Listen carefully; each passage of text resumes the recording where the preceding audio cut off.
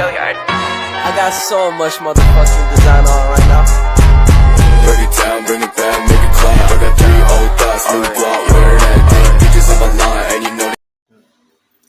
Assalamualaikum warahmatullahi wabarakatuh. Perkenalkan, nama saya Rifan Maulana Kusnadi dengan NIM 2214356, jurusan Asuransi Syariah kelas B. Sebelum kita lanjut, yang saya hormati kepada dosen pengampu Pak Trisna, mata kuliah pengantar ilmu ekonomi mikro dan makro. Jadi di sini saya akan menjelaskan yang ada di bab 5. Materinya yaitu tentang teori produksi. Oke. Di sini saya akan menjelaskan bab 5 yang materinya yaitu teori produksi. Yang pertama ada dimensi jangka pendek dan jangka panjang. Dalam aktivitas produksinya, produsen atau perusahaan mengubah berbagai faktor produksi menjadi barang dan jasa. Faktor produksi dibedakan menjadi faktor produksi tetap atau fixed input dan faktor produksi variabel atau variable input. Faktor produksi tetap adalah faktor produksi yang jumlah penggunaannya tidak tergantung pada jumlah produksi. Ada atau tidak adanya kegiatan produksi. Faktor produksi itu harus tetap tersedia. Contohnya adalah mesin-mesin pabrik yang tidak perlu ditambah. Tetapi jika tingkat produksi mesin pabrik adalah salah satu contoh. Sampai tingkat interval produksi menurun bahkan sampai 0 unit atau tidak berproduksi. Jumlah mesin tidak bisa dikurangi. Jumlah penggunaan faktor produksi variabel tergantung pada tingkat produksinya. Makin besar tingkat produksi maka makin banyak faktor produksi variabel yang digunakan. Begitu juga sebaliknya, buruh harian lepas dan pabrik rokok adalah contohnya. Jika perusahaan ingin meningkatkan produksi, maka jumlah buruh hariannya ditambah. Sebaliknya, jika ingin mengurangi produksi, maka buruh harian dapat dikurangi. Pengertian faktor produksi tetap dan faktor produksi variabel terkait erat dengan waktu yang dibutuhkan untuk menambah atau mengurangi faktor produksi tersebut.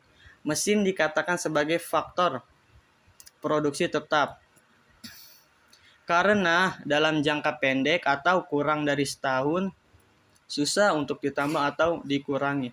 Sebaliknya, buruh dikatakan faktor produksi variabel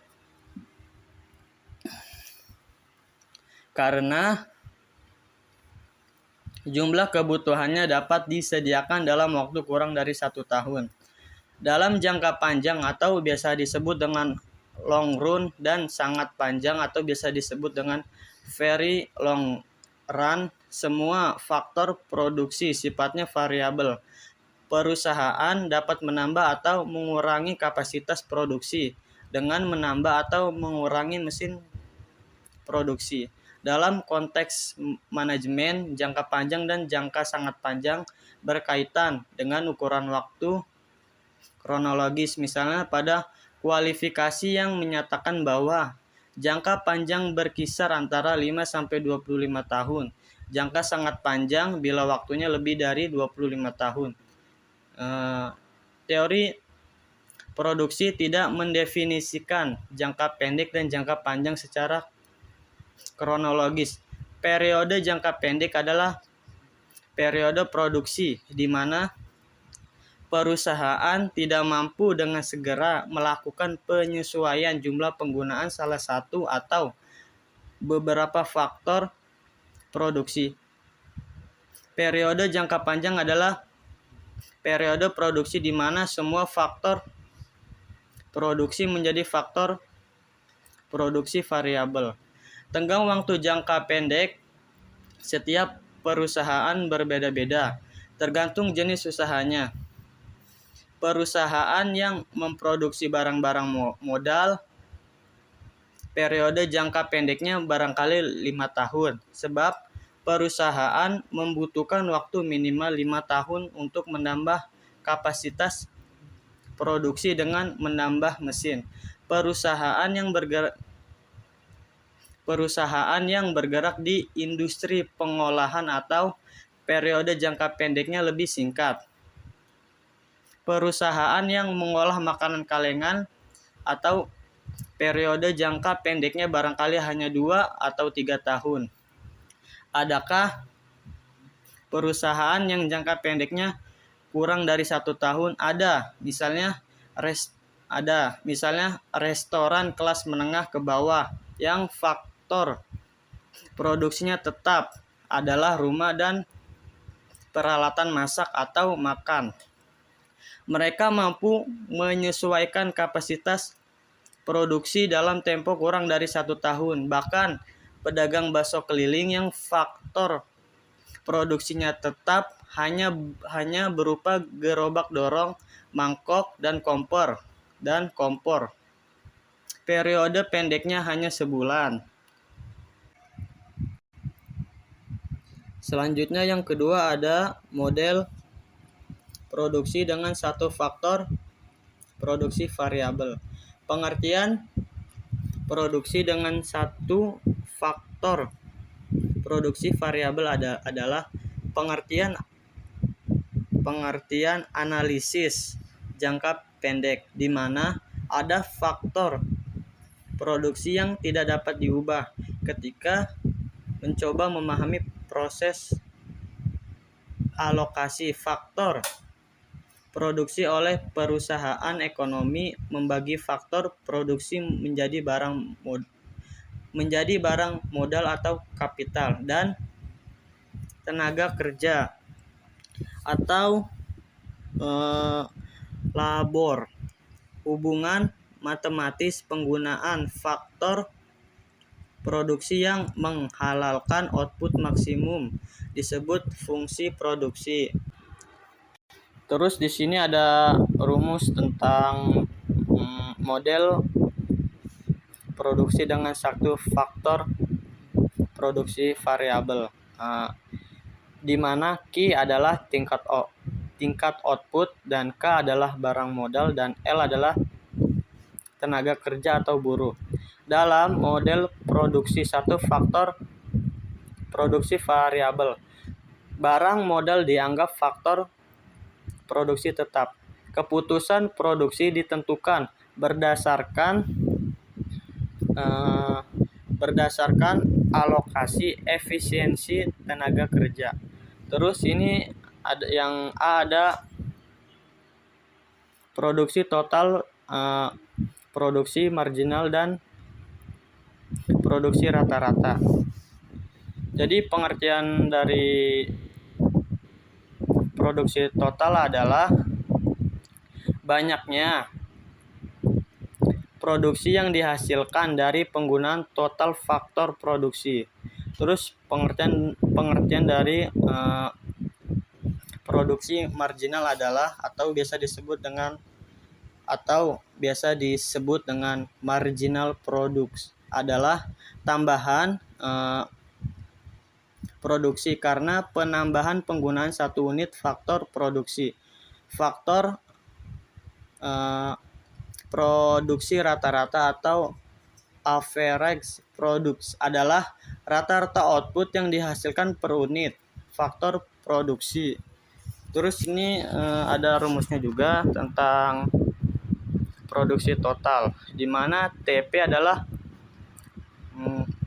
produksi total dan K adalah barang modal yang dianggap konstan dan L adalah tenaga kerja atau buruh. Secara matematis TP produksi total akan maksimum apabila turunan pertama dari fungsi nilainya sama dengan 0. Terus turunan pertama TP atau produksi total adalah MP persamaan 5,3, maka TP atau produksi total maksimum pada saat MP sama dengan 0. Terus ini ada rumus dari produksi marginal. MP sama dengan TP sama dengan UTP atau UL, di mana MP adalah produksi marginal. Perusahaan dapat terus menambah tenaga kerja selama MP kurang dari 0. MP lebih dari 0. Jika MP mudah, penambahan tenaga kerja justru mengurangi produkal total. Penurunan nilai MP merupakan indikasi telah terjadinya hukum pertambahan hasil yang semakin menurun, atau the law of diminishing return, atau biasa disebut dengan LDR. Terus ini ada rumusnya yaitu tentang produksi rata-rata. AP sama dengan TP bagi L, di mana AP ialah produksi rata-rata. AP akan maksimum bila turunan pertama fungsi AP adalah 0, buka kurung AP sama dengan 0 tutup kurung. Dengan penjelasan matematis, AP maksimum tercapai pada saat AP sama dengan MP dan MP akan memotong AP pada saat nilai AP maksimum. Contoh kasur usaha tekstil tradisional yang menggunakan ATBM atau pengertiannya alat tenun bukan mesin. Berikut ini akan berat lagi. Jadi ini merupakan diagram tentang kurva TP, MP dan AP. Ini kasusnya tentang kasus usaha tekstil tradisional. Nih, bisa kita lihat diagramnya. Diagram kurva TP, MP dan AP. Terus selanjutnya yang B ini 3 tahap produksi. Nih, diagram 5.2 menunjukkan ada 3 tahap penting dari gerakan perubahan nilai TP. Yang pertama, pada saat MP maksimum, buka kurung titik 1 dan 4 tutup kurung. Kedua, pada saat AP maksimum, buka kurung titik 2 dan 5 tutup kurung. Ketiga, pada saat MP sama dengan 0 atau TP maksimum, buka kurung titik 3 dan 6 tutup kurung. Selanjutnya, diagram tersebut dapat kita bagi menjadi 3 tahap produksi. Yang pertama, tahap pertama sampai pada saat kondisi AP maksimum. Tahap kedua, antara AP maksimum sampai saat MP sama dengan 0. Tahap ketiga, saat MP sudah bernilai 0 negatif. Penahapan ini berguna untuk memahami pada tahap mana perusahaan berproduksi menurut Anda. Di tahap mana sebaiknya perusahaan berproduksi? Terus ini adalah diagram tadi yang tabel 5.2. Ini diagram ini menjelaskan tentang kurva TP, MP dan AP. Output MP sama dengan 0, AP sama dengan maksimal, MP sama dengan maksimal. Tenaga kerja output tahap pertama, tahap kedua, tahap ketiga, tenaga kerja MP. Nah, jadi penahapan ini berguna untuk memahami pada tahap mana perusahaan berproduksi. Menurut Anda, menurut saya di tahap mana sebaiknya perusahaan berproduksi? Mari kita lihat satu-satu. Pada tahap pertama, penambahan tenaga kerja akan meningkatkan produksi total maupun produksi rata-rata. Karena itu, hasil yang diperoleh dari tenaga kerja masih jauh lebih besar dari tambahan upah yang harus dibayarkan. Perusahaan rugi jika berhenti produksi pada tahap ini, atau bisa disebut dengan slope kurva TP meningkat tajam. Terus pada tahap kedua, karena berlakunya LDR, baik produksi marginal maupun produksi rata-rata mengalami penurunan. Namun, demikian nilai keduanya masih positif. Penambahan tenaga kerja akan tetap menambah produksi total sampai mencapai nilai maksimum atau bisa disebut dengan slope, kurva TP datar sejajar dengan sumbu horizontal. Terus pada tahap ketiga, perusahaan tidak mungkin melanjutkan produksi karena penambahan tenaga kerja justru menurunkan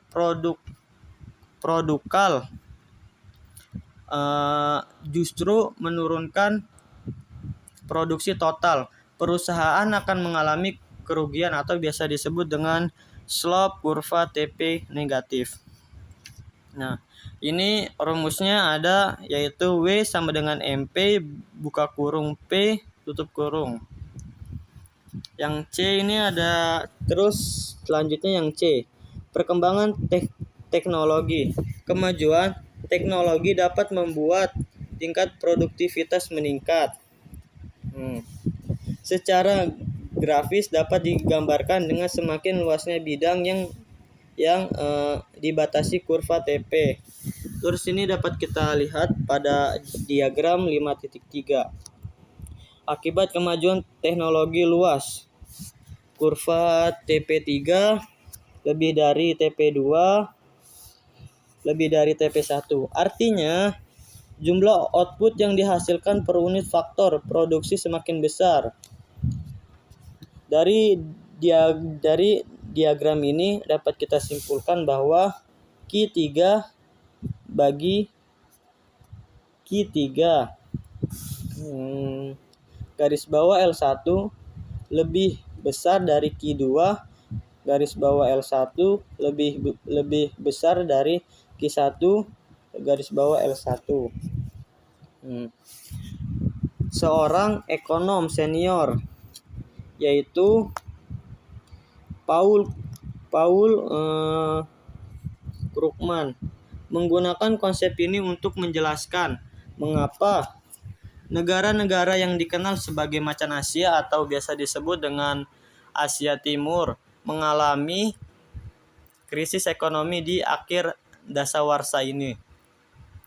Salah satu jawabannya adalah pertumbuhan ekonomi Asia Timur, seperti halnya Rusia, lebih disebabkan oleh pertambahan penggunaan faktor produksi atau barang modal dan tenaga kerja. Tidak ada peningkatan efisiensi yang signifikan. Oleh karena itu, ukuran efisiensi dengan menggunakan angka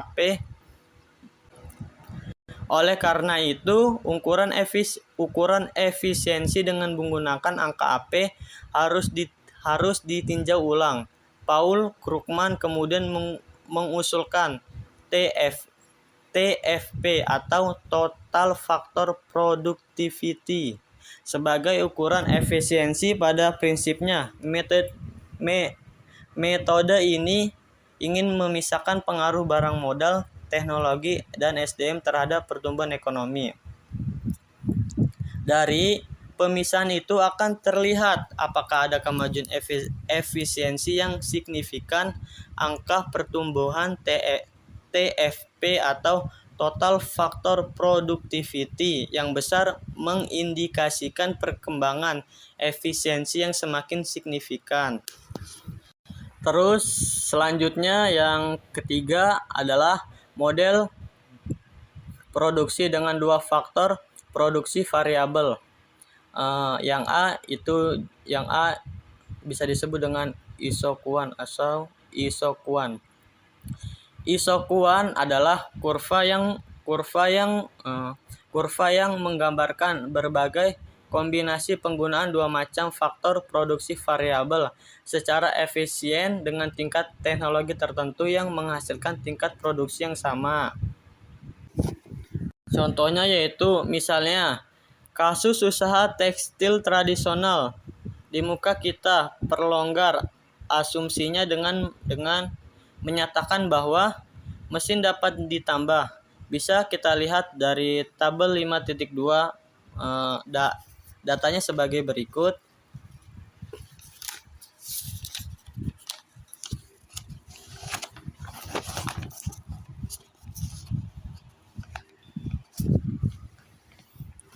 biarpun kita hilang, tak lagi bersama.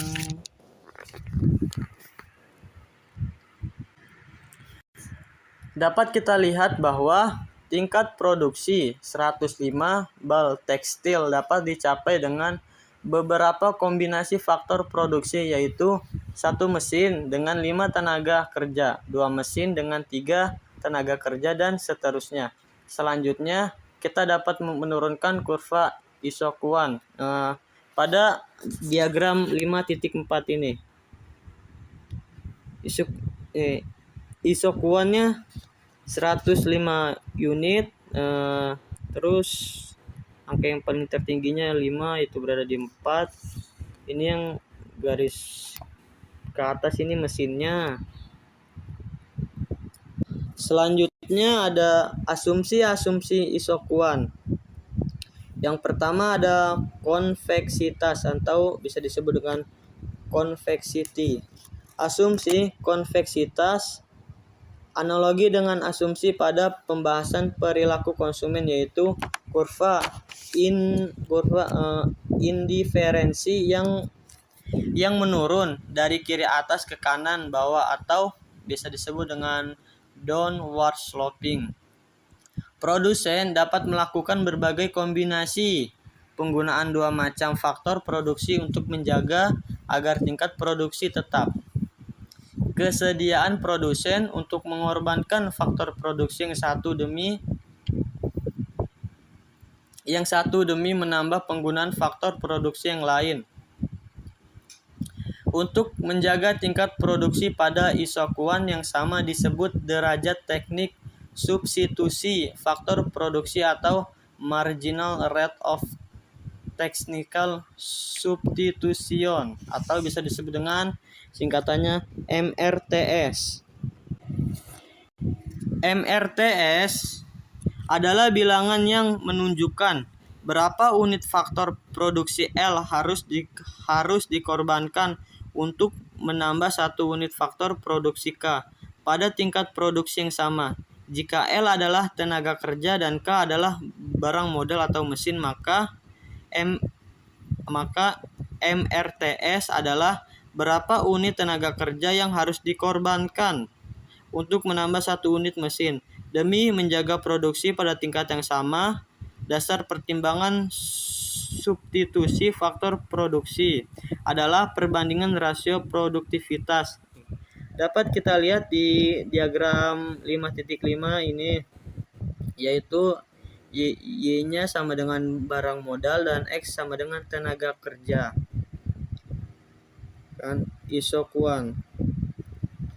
Jika produsen ingin mengubah kombinasi faktor produksi dan titik A ke titik B, maka tambahan output karena menambah satu unit L adalah sama dengan produksi marginal L buka kurung MP tutup kurung dikali dengan perubahan L atau MP titik 0 titik OL. Selanjutnya yang kedua ada penurunan nilai MRTS atau bisa disebut dengan diminishing of MRTS. Sama halnya dengan konsumen. Produsen menganggap makin mahal faktor produksi yang semakin langka. Itulah sebabnya mengapa nilai MRTSIK semakin menurun atau bisa disebut dengan hukum LDR. Dalam kasus-kasus tertentu nilai MRTS akan konstan atau nol. MRTS konstan bila kedua faktor produksi bersifat substitusi sempurna atau perfect substitution. Seperti dapat kita lihat di diagram 5.6a ini. Ini adalah contoh dari penurunan nilai MRTS. Mesin yang A ini ada faktor produksi substitusi sempurna, yang B ada faktor produksi proporsional tetap. Terus selanjutnya yang kedua, terus selanjutnya yang ketiga, hukum pertambahan hasil yang semakin menurun atau biasa disebut dengan the law of diminishing return. Penurunan hasil tenaga kerja L dapat dilihat dengan menarik garis ABC jika kita berproduksi dengan faktor produksi mesin atau K sebanyak G unit. Penambahan L sebanyak AB untuk menambah output sebanyak 20 unit. Tetapi penambahan berikutnya dengan jumlah yang sama, BC sama dengan AB, hanya menambah output sebanyak 10 unit. Penurunan hasil K dapat dilihat misalnya pada saat jumlah L sama dengan M unit. Dapat kita perhatikan di garis DBE. Awalnya untuk menambah 20 unit output cukup menambah DB unit K. Tetapi ketika akan menambah output 10 unit lagi, 1980 ke 1990, jumlah unit mesin yang ditambah jauh lebih besar, yaitu BE unit, yaitu lebih banyak dari DB unit. Bisa kita lihat di sini merupakan diagram tentang himpunan isokuan, yaitu tentang tenaga kerja mesin. Seperti bisa kita lihat Q90, Q80, Q60. Lanjut, seterusnya yang keempat ada daerah produksi yang ekonomis atau bisa disebut dengan relevance range of production. Pada saat membahas model produksi, satu faktor produksi variabel, telah disimpulkan bahwa daerah produksi ekonomis perusahaan adalah daerah tahap 2. Prinsip yang sama berlaku untuk model produksi dua faktor produksi. Diagram 5.8 yang A nih, ini menjelaskan tentang bahwa batas antara titik A dan B adalah batas daerah produksi yang ekonomis. Ini diagram ini menggambarkan bahwa batas antara titik A dan B adalah batas daerah produksi yang ekonomis. Selanjutnya, yang B ada perubahan output karena perubahan skala penggunaan produksi atau biasa disebut dengan return to scale. Perubahan output karena perubahan skala penggunaan faktor produksi. Return to scale adalah konsep yang ingin menjelaskan seberapa besar output berubah bila jumlah faktor produksi dilipat gandakan atau biasa disebut dengan doubling. Terus selanjutnya yang pertama ada skala hasil menaik atau bisa disebut dengan increasing return to scale. Jika penambahan faktor produksi sebanyak 1 unit menyebabkan output meningkat lebih dari 1 unit, fungsi produksi memiliki karakter skala hasil menaik. Ini contoh dari skala hasil menaik. Diagramnya ini. Diagram dari skala hasil menaik. Terus lanjut, yang kedua ada skala hasil konstan atau bisa disebut dengan constant return to scale. Jika pelipat gandaan faktor produksi menambah output sebanyak 2 kali lipat juga, fungsi produksi memiliki karakter skala hasil konstan. Seperti digambarkan pada diagram 5.10. Diagram ini menjelaskan tentang skala hasil konstan. Lanjut, yang ketiga ada skala hasil menurun atau biasa disebut dengan decreasing return to scale. Jika penambahan 1 unit produksi menyebabkan output bertambah kurang dari 1 unit, Fungsi produksi memiliki karakter skala hasil menu atau bisa disebut dengan decreasing return to scale seperti ditunjukkan pada diagramnya nih. Penjelasannya adalah kebalikan penjelasan terjadinya skala hasil menaik. Ini merupakan diagram tentang skala hasil menurun. Jadi kalau yang diagram 5.11 ini penjelasannya adalah kebalikan dari penjelasan terjadinya skala hasil menaik. Terus selanjutnya yang C ada perkembangan teknologi. Kemajuan teknologi memungkinkan peningkatan efisiensi penggunaan faktor produk. Tingkat produk yang amat dapat dicapai dengan penggunaan faktor produk yang lebih sedikit. Diagram 5.12 ini menjelaskan hal tersebut karena kemajuan teknologi tingkat produksi 90 unit atau periode pertama dapat dicapai dengan penggunaan faktor produksi yang lebih sedikit atau periode kedua. Ini merupakan diagram tentang kemajuan teknologi. Periode pertama, periode kedua. Terus selanjutnya, seorang ekonom bernama Hicks mengklasifikasikan kemajuan teknologi berdasarkan pengaruhnya terhadap kombinasi penggunaan faktor produksi.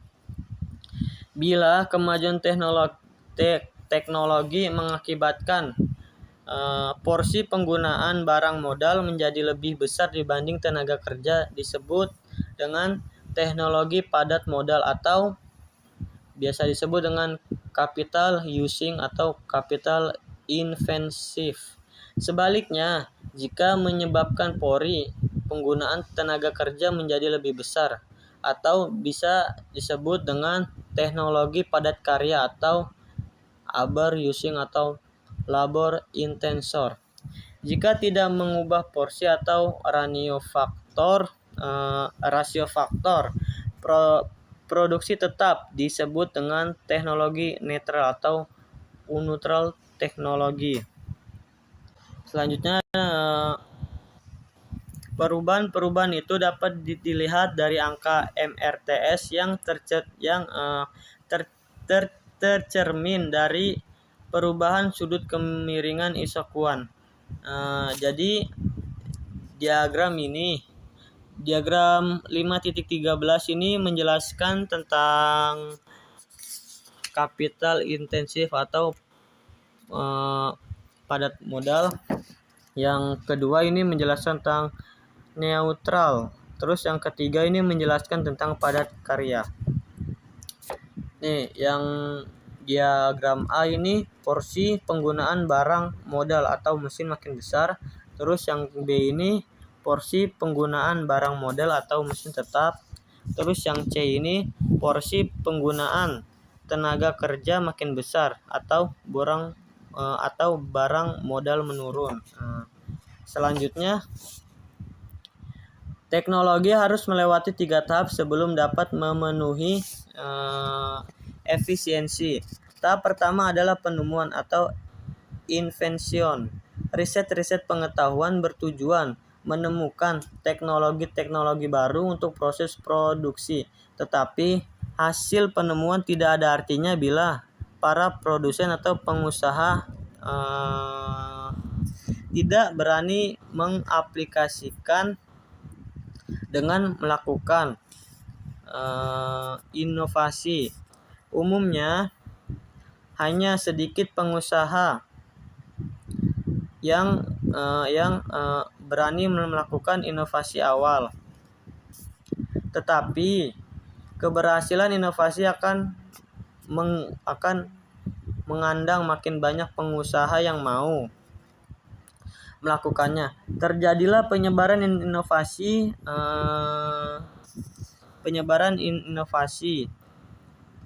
atau bisa disebut dengan spread of innovation. yang menyebabkan tingkat penerimaan terhadap inovasi atau bisa disebut dengan adopting innovation mendekati angka 100%. Jadi diagram 5.14 ini menjelaskan tentang tingkat perkembangan penerimaan inovasi berbentuk kurva S atau bisa disebut dengan S-curve. Selanjutnya yang dia ada kurva anggaran produksi atau ISO-COTS. Kurva anggaran produksi atau ISO-COTS adalah kurva yang menggambarkan berbagai kombinasi penggunaan dua macam faktor produksi yang memerlukan biaya yang sama. Jika harga faktor produksi tenaga kerja adalah upah W dan harga produksi barang modal adalah sewa R, maka kurva ISO-COTS I adalah rumusnya ialah I sama dengan RK tambah WL. Sudut kemiringan kurva ISO-COTS adalah rasio harga kedua faktor produksi. Jika terjadi perubahan harga faktor produksi, kurva 1 berotasi. Jika yang berubah adalah kemampuan anggaran, kurva ISO-COTS bergeser sejajar. Diagram 5.15 ini menjelaskan tentang kurva anggaran produksi. Yang A itu di diagramnya menjelaskan tentang rotasi kurva ISO-COTS, dan yang B itu menjelaskan tentang pergeseran kurva ISO-COTS. Selanjutnya yang E, keseimbangan produsen. Keseimbangan produsen terjadi ketika kurva 1 bersinggungan dengan kurva Q. Di titik persinggungan itu, kombinasi penggunaan kedua faktor produksi akan memberikan hasil output yang maksimum. Keseimbangan dapat berubah karena perubahan kemampuan anggaran maupun harga faktor produksi. Analisis perubahan keseimbangan produsen analogis dengan analisis perilaku konsumen. Perubahan jumlah faktor produksi yang digunakan merupakan interaksi kekuatan efek substitusi dan efek skala produksi. Karena itu, produsen juga mengenal faktor produksi inferior, yaitu faktor produksi yang penggunaannya justru menurun bila kemampuan anggaran perusahaan meningkat atau biasa disebut dengan kemampuan memproduksi meningkat. Contohnya, tenaga kerja adalah faktor produksi inferior. Jika tingkat produksi ditingkatkan, jumlah penggunaannya ternyata berkurang. Perusahaan lebih menyukai menambah barang atau mesin. Dalam mencapai keseimbangannya, produsen selalu berdasarkan prinsip efisiensi, yaitu maksimalisasi output atau biasa disebut dengan output maximization atau minimalisasi biaya atau cost minimization. Prinsip maksimalisasi output menyatakan bahwa dengan anggaran yang sudah ditentukan dicapai output maksimum. Bisa kita lihat di diagram 5.16 ini menjelaskan tentang prinsip efisiensi. Diagram A ini merupakan diagram tentang maksimalisasi output dan yang B ini tentang minimalisasi biaya. Selanjutnya, keputusan maksimalisasi output atau minimalisasi faktor produksi sangat tergantung pada tujuan atau misi yang diemban perusahaan atau lembaga. Perusahaan umumnya memiliki tujuan maksimalisasi laba atau keuntungan, sehingga biasanya prinsip efisiensi perusahaan adalah maksimalisasi output. Tetapi lembaga-lembaga yang tidak berorientasi laba maksimum nirlaba atau non-profit, seperti lembaga-lembaga swadaya masyarakat menggunakan prinsip minimalisasi biaya. Pada kondisi-kondisi tertentu, perusahaan pun dapat menggunakan prinsip-prinsip minimalisasi biaya, misalnya badan usaha milik negara atau biasa disebut dengan BUMN yang bergerak di bidang penyediaan jasa publik tertentu menggunakan prinsip minimalisasi biaya. Selanjutnya, yang F ini ada pola jalur ekspansi atau expansion path. Tujuan perusahaan adalah maksimalisasi laba atau keuntungan. Untuk mencapai tujuan itu dalam jangka pendek maupun jangka panjang, perusahaan harus tetap mempertahankan efisiensinya. Biasanya perusahaan menetapkan target yang akan dicapai setiap tahunnya, yang harus dicapai dengan biaya minimum dalam jangka panjang. Perusahaan memiliki tingkat fleksibilitas lebih tinggi dalam mengkombinasikan faktor produksi.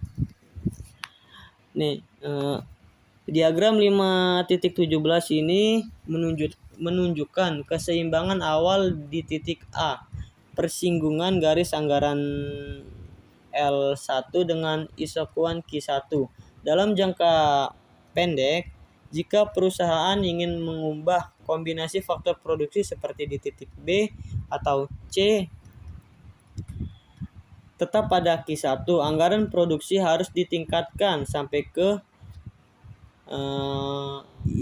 I2. Padahal dalam jangka panjang dengan anggaran sebesar I2, output dapat dinaikkan ke Q2 dengan kombinasi penggunaan faktor produksi di titik D. Titik-titik keseimbangan tercapai pada tingkat MRTS yang konstan dan membentuk garis isoklin atau isoklin.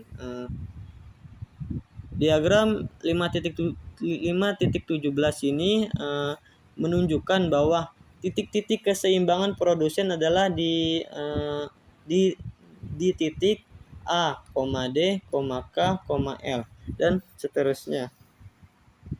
Jika titik-titik keseimbangan tersebut dihubungkan, akan terbentuk garis isoklin OS. Garis isoklin OS tidak membentuk garis lurus karena seperti telah dinyatakan dalam jangka panjang, perusahaan memiliki kemampuan mengubah kombinasi faktor produksi agar alokasi anggaran lebih efisien.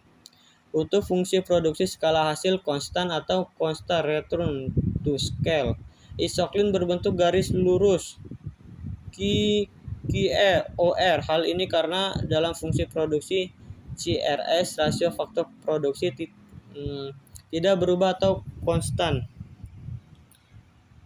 Dapat kita lihat juga ini di diagram 5.17 tadi menjelaskan pengertian yang di atas.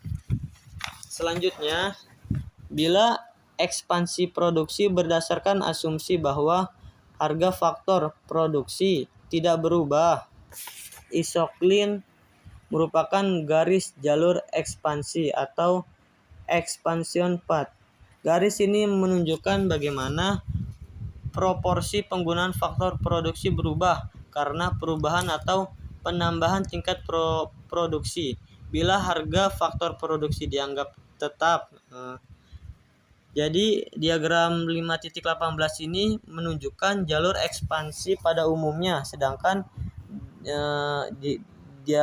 diagram 5.18b ini menjelaskan untuk kasus skala hasil konstan.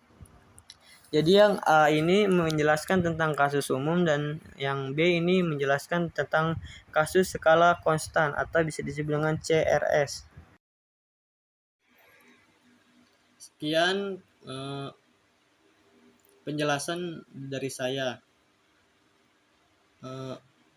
Apabila ada kesalahan kata atau kalimat yang saya ucapkan, mohon untuk dimaafkan karena saya juga masih sama-sama belajar, belum sepenuhnya mengerti tentang materi tersebut. Sekian dari saya. Wassalamualaikum warahmatullahi wabarakatuh.